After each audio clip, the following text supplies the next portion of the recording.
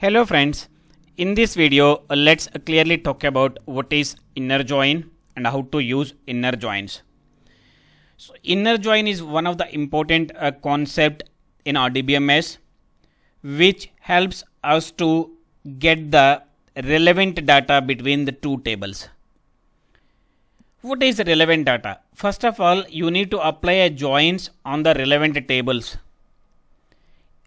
When I say relevant table, it means that relational tables. See, the tables already designed in such a way that the tables are referenced one the other column each other. It means that one table primary key is a foreign key in the other table. So that is the correct way of designing a database tables. Once the tables are designed in such a way, then using joins is very easy and straightforward, and it is the best performance as well. So here to explain this inner join, so I kept the things ready. I created two tables. One is employee table and the other one is a department table. So which are of having a common column between the two tables is department ID. Means you know that whenever employee joins, compulsory he has to tie to the particular department. So that's how I design a table. But there are one or two employees are there, so where they are not tied to any of the department. Why? Because to explain the negative cases of inner join, I kept the data like that. Okay. So now, let me quickly show you the tables which I am planning to use.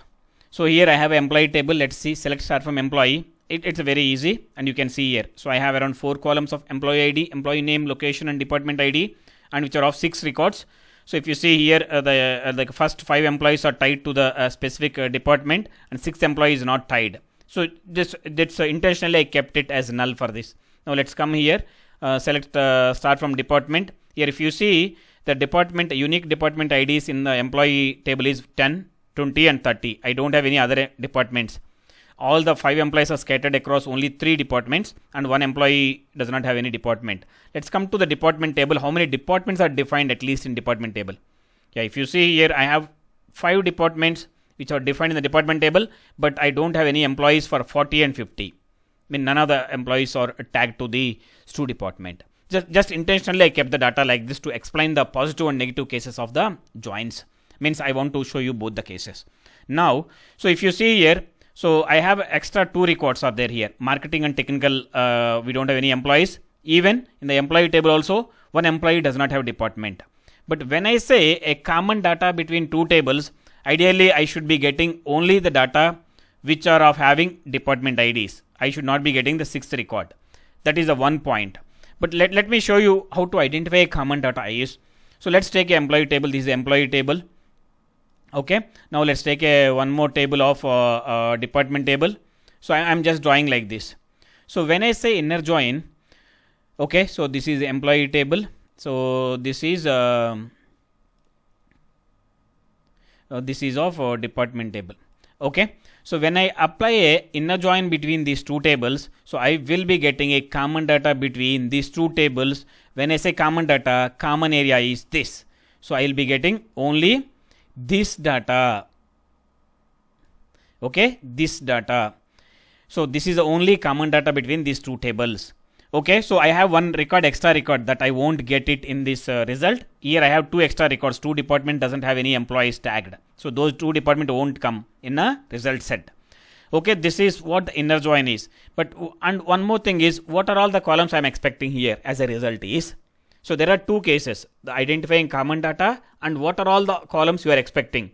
So are you planning to see all the columns in both the tables? That is one way. The other way is how to restrict the specific columns. We'll see that. First of all, let me write down here. Select star from EMP. Okay. So I'm going to give alias name for this EMP name as E. Alias name, because whenever I want to refer employee table, I don't need to write full spelling EMP. I can simply refer with E. Inner join. Syntax is inner join. Table 2. So department D on E dot DEPT ID you should be knowing the column names. D dot dpt id. So let's run this. So I am specifying a star. Star, it's nothing but all the columns from both the tables. In this query, I have two tables, employee table as well as department table. So if I run this, I going to get all the columns in both the tables. Here employee ID, employee name, location, department ID and department ID. Two department IDs I got. Why? Because I specified as star. So then department name. Now I want to restrict only specific columns. So let's keep that. How to specify those columns? So here I want to specify only e dot empid. If the column name is unique across the two tables, then you can put it without alias name, but better to keep alias name. So emp name, comma, so department name, D department name is in D table, department name. Okay, let's run this. Let's run this query. If you run it, you got it. Now the sixth employee which doesn't have a department, I'm not getting that.